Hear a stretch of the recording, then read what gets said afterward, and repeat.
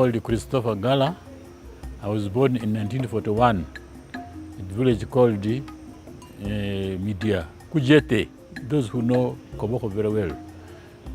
I stayed there for about 10 years. In 1963, around December, my elder brother knew an assistant policeman who was on leave. A bit old man, I think he was already staying alone in the police barracks there. And then my brother gave me to him so that he could bring me to Kampala and I joined police. I never knew that man before. I came with him up to Kampala and he was staying at Jinja Road police station. I was there with him for about 10 days.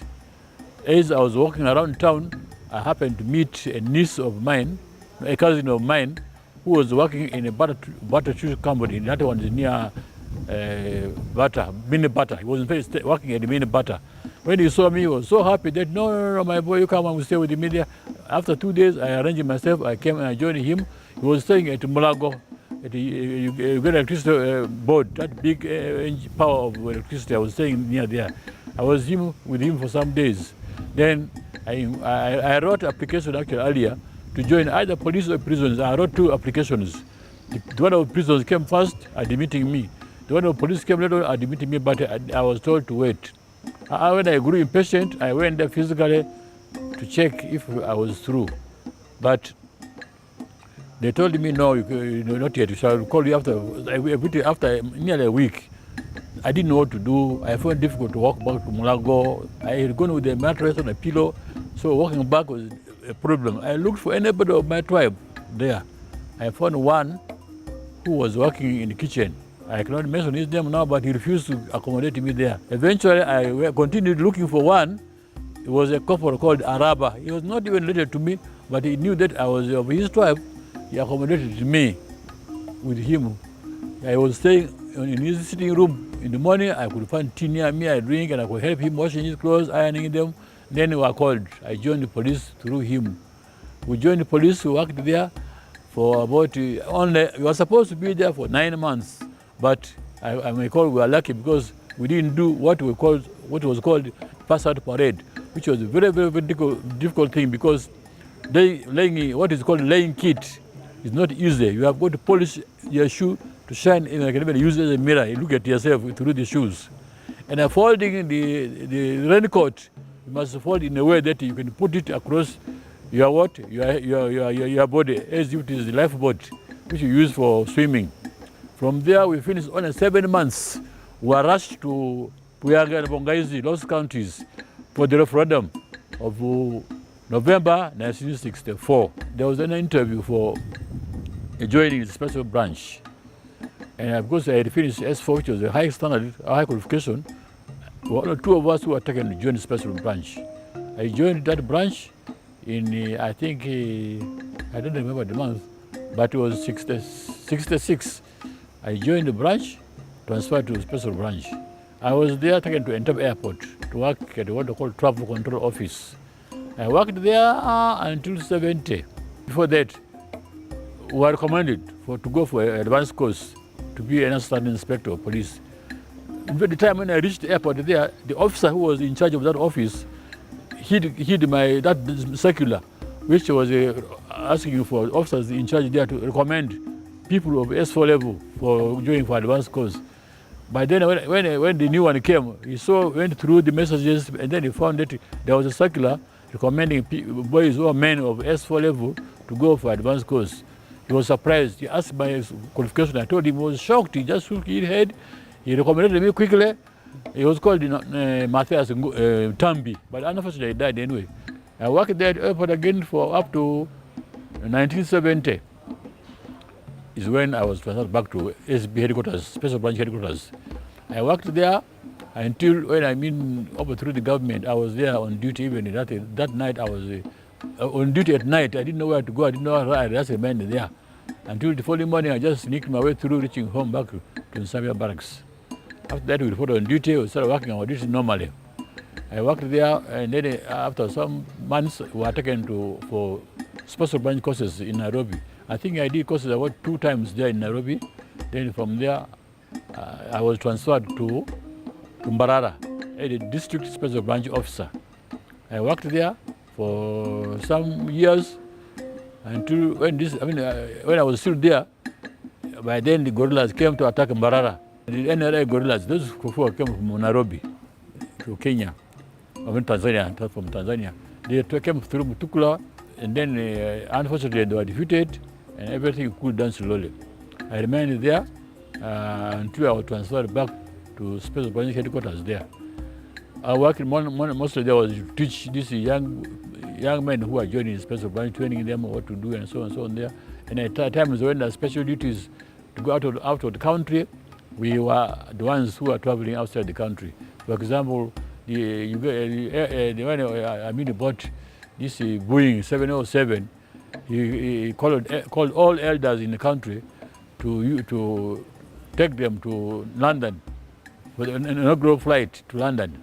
And we security men, I was one of those lucky enough to go for the first time out to visit London. We went with them there, came back. I worked there for some time. I was now transferred back to Masaka in 1977 as the Regional Special Branch Officer. By then, all the districts, Masaka, Budu, were one region. I worked there in Masaka.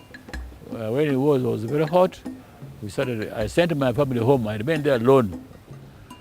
Now, when the Sabasaba was sounding too much, I couldn't bear it. I just left everything of mine in the house. I ran to Kampala. After that, I stayed in a hotel. That's I think by then international hotel. That is a Apple Hotel, which is now Sheraton in Korea. I stayed there for 1 week. Then I got a house at the police college, senior quarters there. I went there to stay there. And then announcements came that those officers or policemen who have run away because they were to report back on duty with everything, with the guns and so on. I had a pistol with me. I came, I reported. I was one of the first officers to report on duty. CPS. I handed my pistol, and then I was transferred to Kawempe as a DPC there. From 1979, I worked from there up to 1983, when I was transferred to Old Kampala as a DPC, Divisional Police Commander. I worked there for some months. Immediately I was transferred to Moroto. Moroto, my madam there was hesitating, tried to advise him not to go. Say no, officially I must report, then come back and I stay. If I don't report, they will charge me for disobeying lawful orders. I went there, maybe I was lucky, I didn't get a house there. So when I came back with a good reason, that there was no house. So the IGP by then was Mr. Boniface Christopher Gala.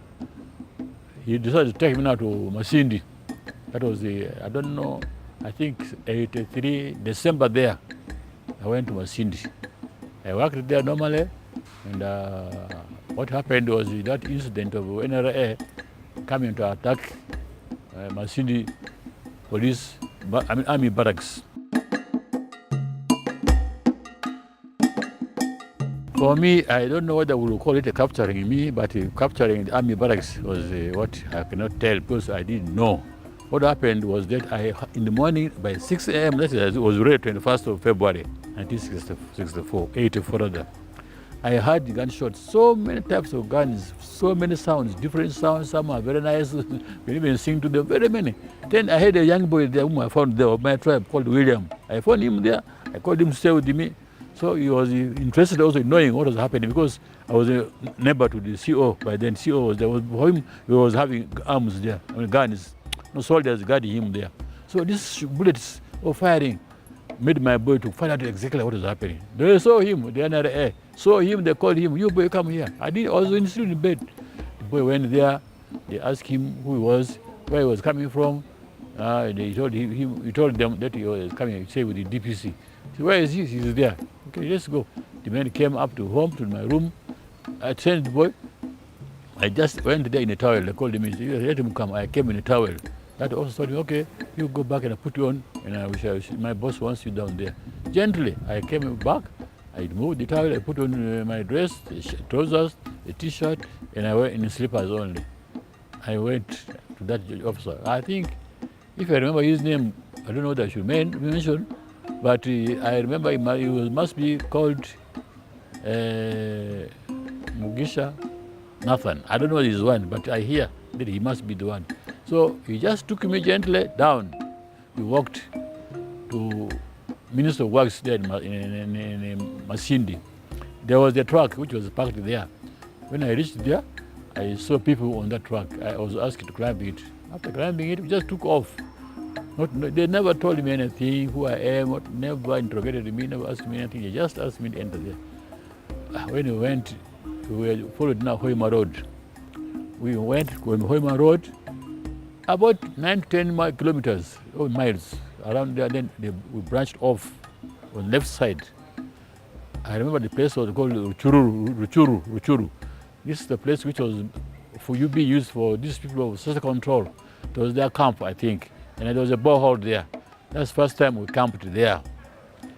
Then I saw the other captives were Tanzanian soldiers. Of course, they were putting on their uniform there. I recognized them also when I was there now. They cooked rice, they gave me the rice. I just refused because I was not settled, I didn't know what to do. I was only trying to beg them to let me come back. They said, oh, Mzee, you wait. They told him, you wait, we know when we shall release you. So then for the following morning, by the way, when I was coming from Masindi to that spot where the branch left, the queue was so long that I did not know how many vehicles there were. But now, in the morning, when we were going now, there was no road. The tractors which they got from there were being used to clear the road.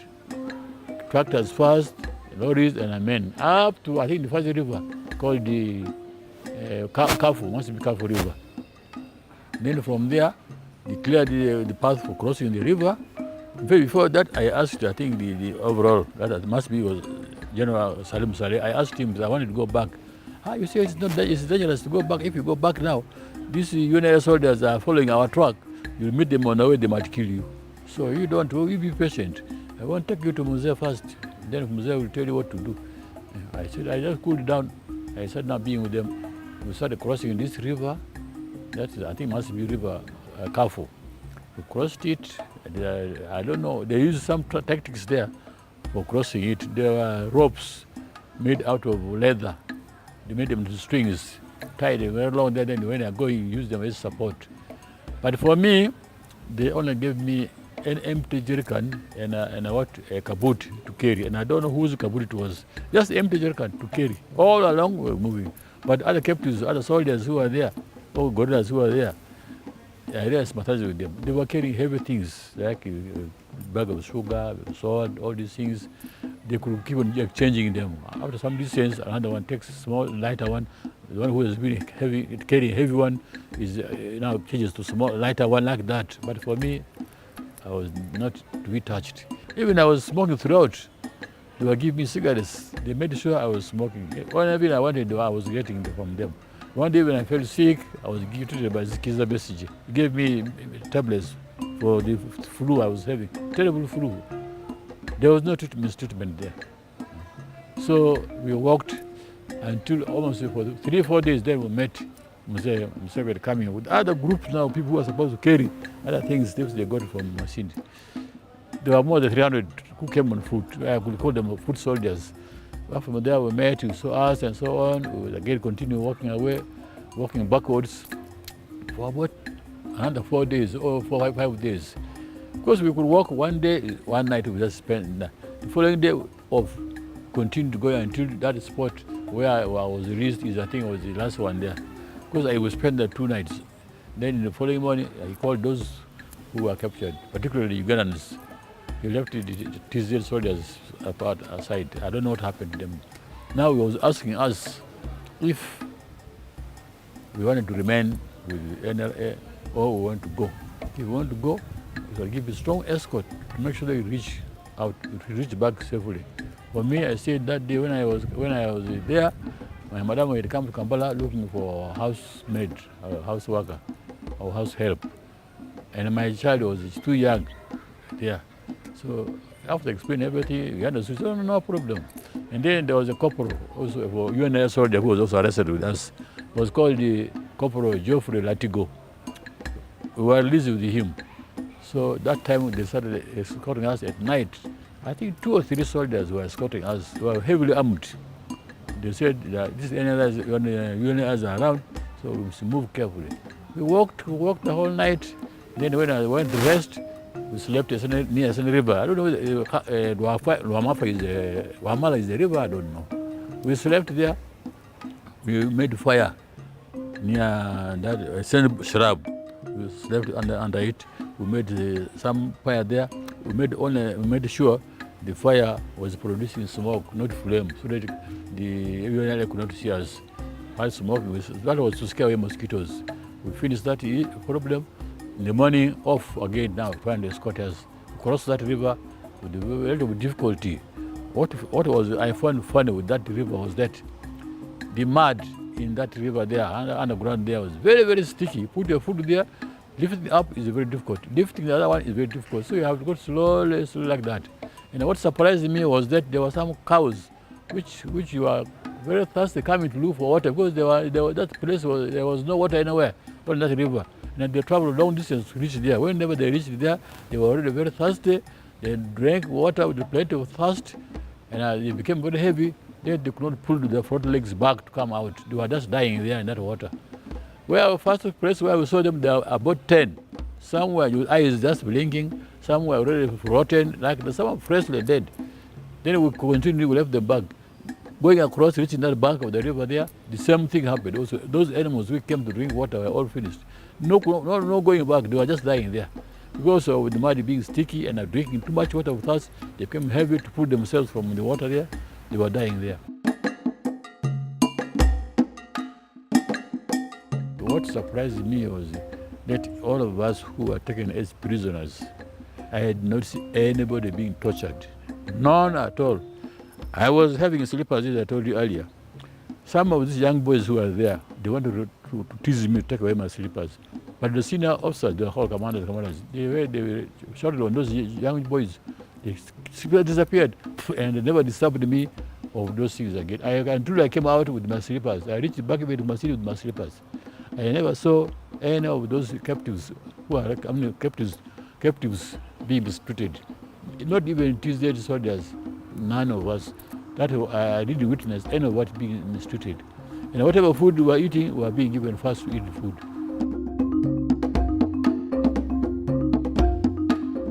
What I learned was that actually the intention was to capture any one of us, the DPC, the CO, and by then the DC, those three people.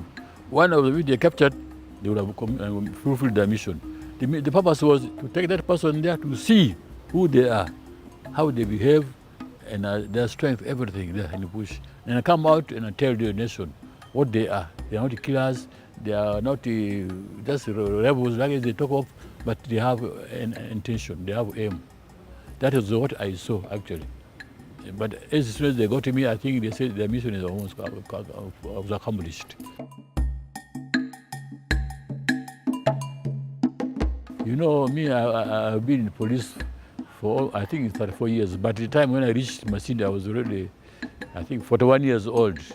And with that age, you know, go to join the army, go that training of theirs is very tough. I fear training in the army. That was all. I would have joined them, but my age and then in the training, the life they enjoy is very good. After training, what else they enjoy in the mess there and so on. But the training, at my age, I found I could not manage it. Otherwise, I would wish to remain there. But I feared the training. Because when we were there, they brought us to Boma for training. And he taught us even how to use these automatic guns. For me, I didn't know. We were not taught in the police to these automatic guns, but taught us these automatic guns, like AK-47. These ones were not taught. We were using these Uganda guns, only that. And I got that chance of knowing, but I feared what is called military training.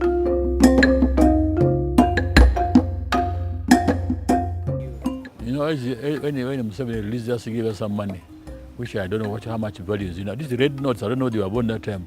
Red notes of 1,000 or 100. 1,000, I think. He gave three of us, each of us 3 notes, 3,000, which was a lot of money that time. So this is the money I used. When we reached Nakitoma, that's why we waited there with that corporal. We were given transport. We got a lorry going to Lira. That driver stopped. He talked to that corporal in low language. They allowed us to go. He entered in front, but me, I climbed the lorry behind. He drove us up to Kaf River. Reaching there was a bus going to Masindi. Reaching Kaf, there was a roadblock of UNLA. When they heard that we were the ones who were taken in the bush, they were so excited. They started asking us, where are they now? Where are they now? I said, nah, that one is not possible. Because I said, we are very far away. They left. I mean, we escaped from them there. We don't know what happened to them. And they are very far away. We escaped. Then from there, this who had roadblock ordered the driver of the bus now to take us. We came off the lorry. We were given the transport. We were ordered to be taken by the bus. Reaching bus park there in Masindi, I got a taxi, took me home. The senior quarters there, the golf club there, golf course there. Reaching there, within even 30 minutes, all policemen, all people who knew me, who had the news, I don't know how they had the news, came back, whispering, crying, joy, what, oh, some say, oh, some people say they saw your head somewhere else, some said people saw your legs, some legs like yours there, we thought you were dead, but you are alive, we are very happy to see you alive. Now from there, within hours, people coming with the beers, the marua, meat, what to celebrate actually that occasion there. And then there was that minister, former minister, what else time called Yosam, I don't know the name, it is a Mgungu, short man. He came very fast, I don't know who told him. He came very fast and told us, the president of what says, you are the seniorest officer taken by rebels and being released. He wants you today, immediately, before 5. This was, I think, about 1 there. So he told me, I'm giving you 30 minutes or 40 minutes to be ready, I'm coming to pick you. And indeed, he made it. No, this is for who are making arrangements for me. They just surrendered, they didn't know what to do. This man came and picked me with the Matati, Dr. Pitigo. He was not driving us himself. I was sitting in a place where you're supposed to be sitting. Yeah, he drove very fast to Kampala, up to Parliament. Obote was there waiting for us. Straight we went there. What surprised me was even he didn't ask me, Obote did not ask me any question. He just asked me to show on the map which was there in that office or in that hall how we moved in the bush there. And that map is very small scale. I could not even follow it properly. Some of the names are not there, and I didn't know them. I tried to say, okay, we moved here, and then came here to Nakitoma, back to Masindi. I just showed him. That was all he asked me. And then the Inspector General of Police was there also. He just told Obote that this is the officer. I transferred to Moroto. He almost refused to go. He just went there, came back, then there was no house. And I transferred to Masindi. Masindi went very, very fast because he knew he was going to meet Museveni there.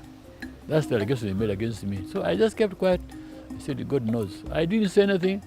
Then they said, we go. So they told the corporal was given a room in 9 mansions there. By then it was called 9 mansions. I think it's not Serena. Now for me, they say, where can they take you? I say, I have somebody there in Bugolobi. I can stay there with that person. They drove me to Bugolobi there. The following morning, I went back to Masindi.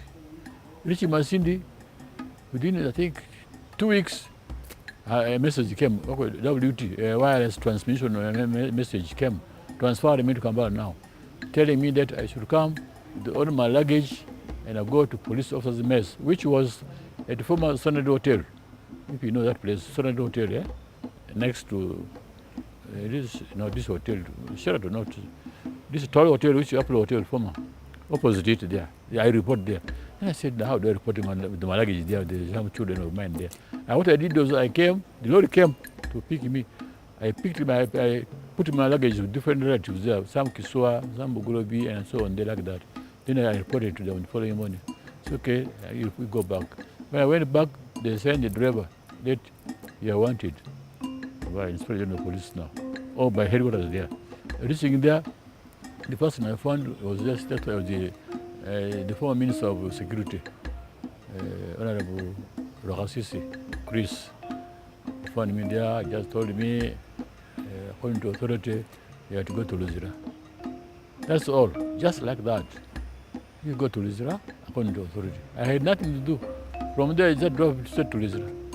And at the Luzira there, those orders there were just happy to know, to see me, eager to see me. That's because I've been hearing about the DPC being taken in the bush or DPC being released. All here on news, here on mass media, they heard about it. So my physical being there was an interest to them, actually, like breaking news. So when I reached there, they're all there seeing me, how I look like, and so on and so on there. They put me straight away to what is called condemned section. That section is where people who have killed maybe presidents and so on, or who have been convicted in court, now they're supposed to be hanged. That's where they're supposed to be. Solitary cells. The cement is as smooth as anything else. You are given only one blanket, one for putting on the cement, one for covering yourself. Now, if you put that blanket on that floor there, when you want to change yourself, the whole thing moves around with you. It just meanders with you there. So you cannot change properly, actually. No toilet. Toilets are a bucket. You put there, water halfway, you put there, you susu there, everything. Then in the morning when you open, you're going to pour those things there. You are just solitary there. So I was there for almost 3 weeks. Until, I think some people who knew me, I might have reached authority. Then I was released to what the world is now. We have so many soldiers, UNLA, NRA, FUMA, FMM, UFM, and so on were there. Then I was there together with them now. Coming, they were in time for break. They could all gather themselves. They want to hear my story. The way I talked, they were saying, "Dear you, you know what the minister is, dear you." That is the thing now. Because the way I talked to them, it pleased them. Because all those were against that government. That's why they were locked there. Dear you too. So they were happy. Every time they could come with a spoon of sugar for me, sugar, what, to give them the story. Every time I could refuse. So now I'm very busy. No, convince them because I want the sugar from them. They will give me the sugar, I will tell them the story. So happy about it. We stayed there until Lotua removed Obote. That's when we were released. 14 months for nothing they were released after 14 months. Not even being questioned by the security there, not even being taken to court, not even being charged, nothing. Since I was got from Masindi there, I was taken to Rizia. Nobody came to interrogate me. Only that Obote himself, I was taken before him. He was just showing me the route and so on. That was all.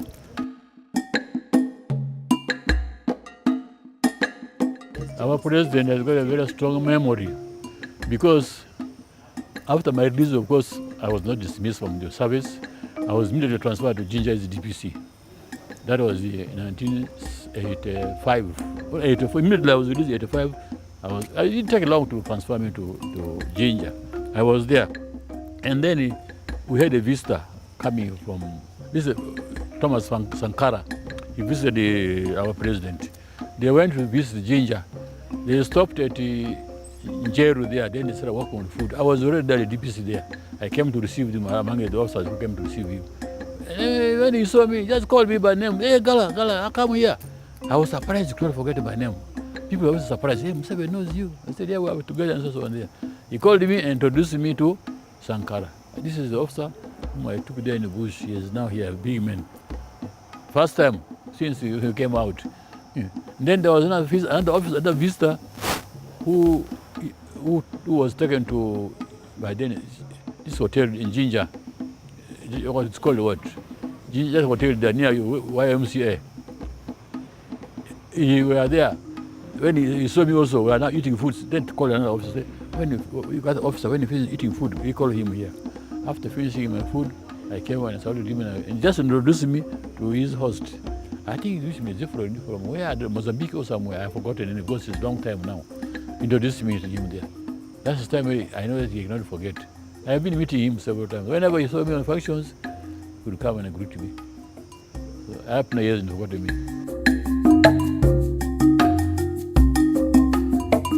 I feel actually that he loves me very much because when I came out, I spoke things which actually were in his favor. Because all those people there were now behind, according to what I talked. Because they were all listening to me eagerly. And each time they were released, they were spreading the news to all of these people there. Anytime, because there was somebody, they used to call him Good News. He was a principal officer called Good News. He used to come every Friday. So whenever he came, "Oh, good news has come, good news has come," news was spread. Then we could all go together and then we wait for your name. If you are called, you are definitely being released. All those who are released were going out to spread this news. I was giving out to them. Because I know Obote locked me up because I was talking good of Museveni. He saw that my talking to people is too much, is spreading. So by locking me up, they made me go to a better place where I could spread the goodness of Museveni. Because all people there were all coming from all parts of Uganda. So if one was released from here, maybe he's coming from Kwale, one is from Arua, one is from Moroto, you go and spread the news there. But if I was staying in Kampala here only, I would have met a few people. So that gave me a chance also to talk to many people. And after release, they all came out and I spoke good of them. Because I never saw anybody who died there in a captivity. If anybody died there, maybe sickness, they could not tell us. But somebody being tortured, was a captive being captured, tortured there, I didn't witness anything.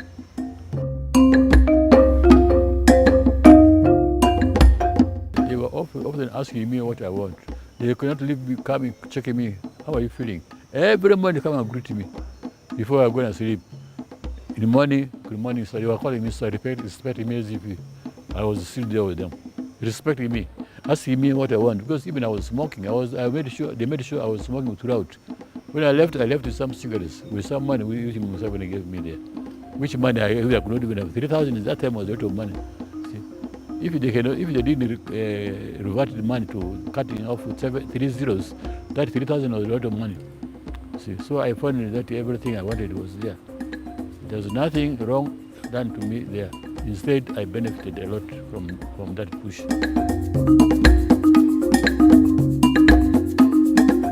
My people call him my friend. Lungaselolu, your friend. If he's not talking, if you want to go, your friend is talking, don't you? Everywhere they talk, your friend. Because they don't know he's my friend, because he has not forgotten me. They ask me, why don't you go and ask Museveni to finish your house there? I will help you. I said, one chance will come. I will come there and ask him something to help me. Because since these problems of being detained and what, I lost all my property. I started building the house afresh. And when I was reinstated, I was not staying even more than 3 years in one place. From 75 or 85, when I came back, I was transferred about 6 times within, I think, 10 years. 6 times. I could not settle. Even I said I had to have a chance and meet they call my friend, to explain my problems. And this is a good chance. If I would go and see him, I would explain to him what my problem is. People say, go and see him. He's their friend. He always talking about you. How does he? Why does he love like that one there? So much. You go and see him. I think he will help you. So I hope this time I will see him.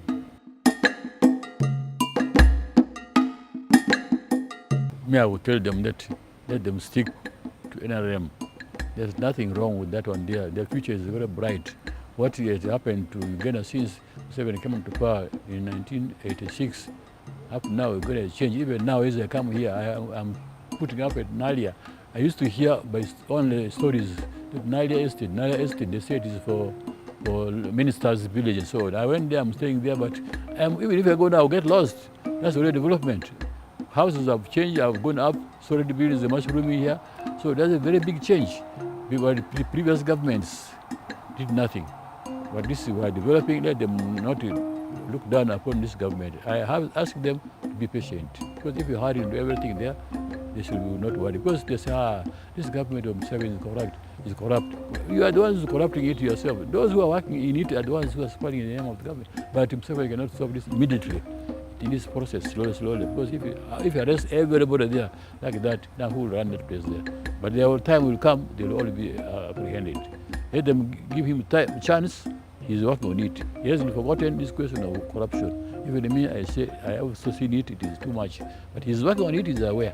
Okay. That's why he established that statue in his office to work on such people. And they are working. They are doing a wonderful job. That's the message for them. They should not hesitate. They should not be confused by other politicians who just sing there, give them money, and they have no agenda and so on there. What is there on table, you eat it. What is not there yet, you cannot eat.